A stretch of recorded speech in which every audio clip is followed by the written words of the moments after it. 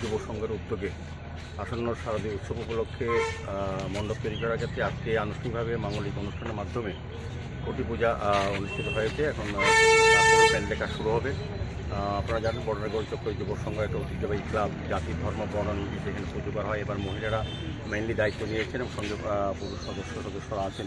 স্বাধীনভাবে আমার বিশ্বাস এখানে এটা পরম্পরা, এরা হিন্দু মুসলমান সমস্ত জাতিভুক্ত লোকরাই একসঙ্গে পূজা করে। পরম্পরা আমাদের রাজ্যে এবং দেশের ঐতিহ্য, এটাকে রক্ষা করে যুবক সংঘ পূজা চলে বিভিন্ন কর্মসূচির মাধ্যমে যথেষ্ট উৎসাহ উদ্দীপনার সহিত তারা আজকে পূজা করেছে। আমার খুব ভালো লেগেছে। এখানে মহিলারা আছেন, মীরা বিশ্বাস উনিও আছেন, সবাই ক্লাবের সেক্রেটারি প্রেসিডেন্ট সহ সর্ব অংশ মানুষ, ক্লাবের সকল সদস্য এবং মহিলা পুরুষরা সবাই মিলে এই পূজাটা অনুষ্ঠিত করতে যাচ্ছে। তো আমি তার সাফল্য কামনা করি।